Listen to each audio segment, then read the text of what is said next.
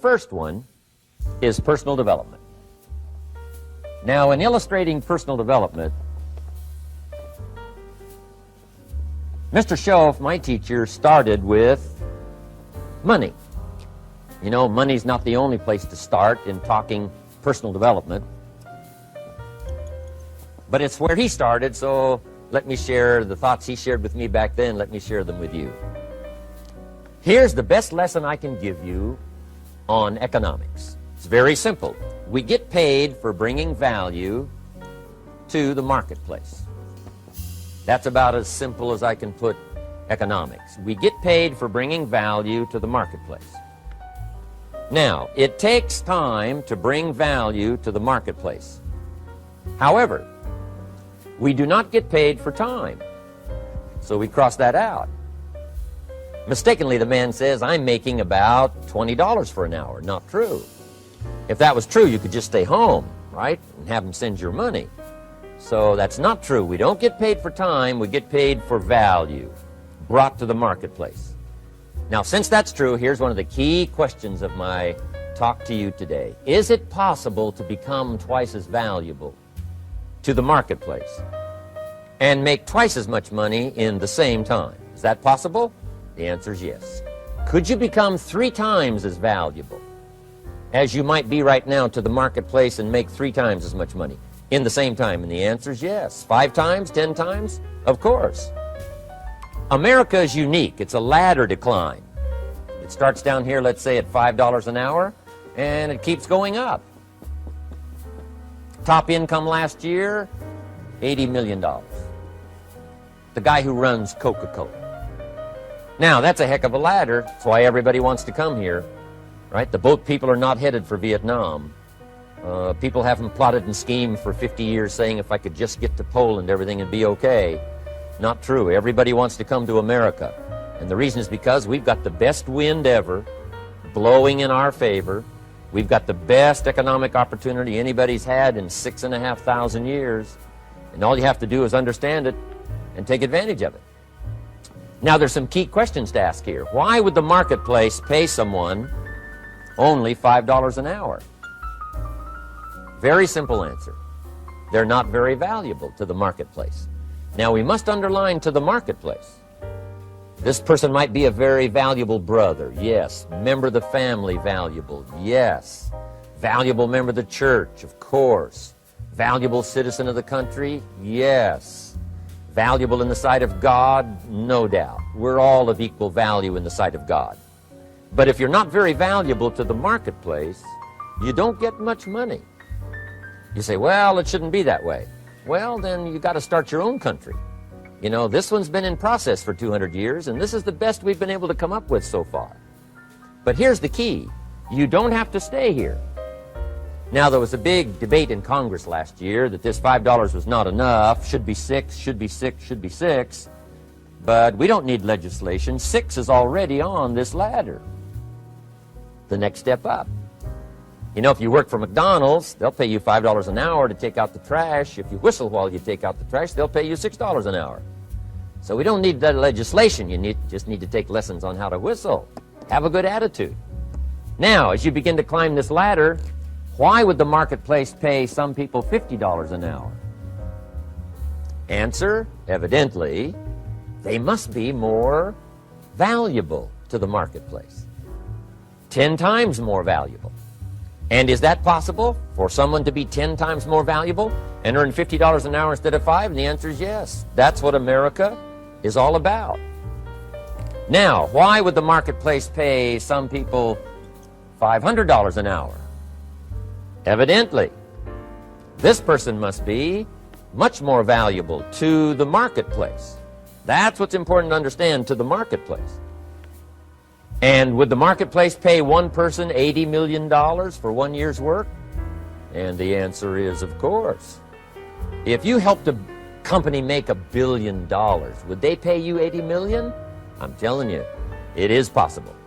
And that's why America is so exciting. That's why this financial ladder is so exciting.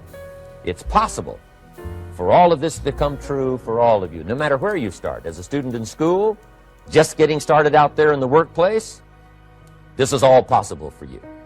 Now, Mr. Schoaf gave me the clue on how to climb this ladder as high as I wanted to climb. Now, we're talking primarily economics here. There's a lot of other ways to become valuable to your family, valuable to your friends, valuable to the community, valuable to the team, right? Valuable to the team effort, valuable to the concert. But here's what he said to me. In climbing this ladder economically, all you have to do is work harder on yourself than you do on your job. Once I heard that, it made sense to me. I kept hoping that everything else would change around me, found out that if I went to work on myself, worked on my skills, worked on my language, if I became better than I was each year, if I grew in skills and language and vocabulary and competence, then I would become attractive to the marketplace. Not very long ago, a company called me and said, Mr. Rohn, we're expanding internationally. We'd like to have a bit of your expertise to help us. Would you give us a bit of your time? We'll add some millions to your fortune. And I said, okay. And I thought later, isn't that interesting? They would call me. Then my second thought was, of course they'd call me. Who else would they call? I can get the job done. Now, what a contrast for me, farm boy from Idaho, raised in obscurity, parents of modest means, broke when I was 25. How come I would get a telephone call and someone offer me a lot of money to help them in expanding around the world? Simple answer, evidently. Something happened to me between age 25 and where I am today. And I can tell you where it all started. From my teacher, Mr. Schoaf, who said to me, we don't have to change what's going on out there. That's the wind that's blowing. All we have to do is change what's going on in here. And now there's several ways to do that on personal development. And let me give you those ways. Here's the first one. We must learn from personal experience. Pretty simple. Learn from what happens to you. Take a look back over the last few months. Did you make some mistakes? How could you correct those for the future? Take a look back over the last year. Have you done it right or done it wrong? Let's correct it for the next year. Learn from your personal experience.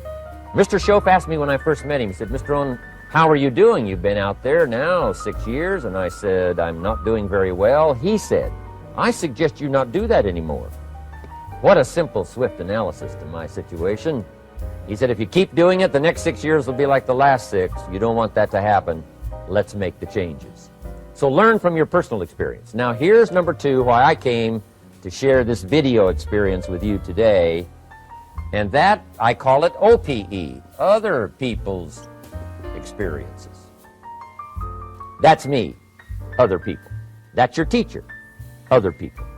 That's your friends and colleagues, other people. The people you meet that can pass along to you their experiences, what's happened to them, the mistakes they made, how they corrected them, how they changed their health and changed their bank account and changed their income and changed their future.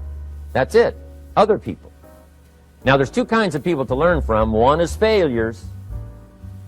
It's too bad failures don't give seminars, right? That would be valuable. Bring your notebook, have them tell you how they lost it all and threw it all away, threw their health away and threw their friendships away and things didn't work out well. That would be valuable. But now then we must also learn from positive, people that have done well. They've got the health, and so we ask them, how did you become so healthy? They've got the skills, so we ask them, how did you become this skillful? They've got the income, so we ask them, how did you get here in such a short period of time? So now here's what's important in personal development. In learning from other people, we learn, number 1, by observation.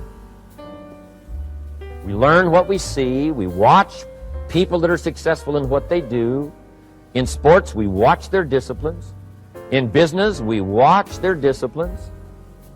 By observation, what we can see. The reason I created this video is something that you could see someone's experiences translated for you. Second, we learn by what we hear. I've got some of my lectures on cassette tapes, so you can take them with you wherever you go and learn by listening. Turn your car into a mobile classroom and listen. And then listen to the sermon on Sunday morning. Listen to the lectures. Listen to the teacher. Listen to someone who's got something good to say.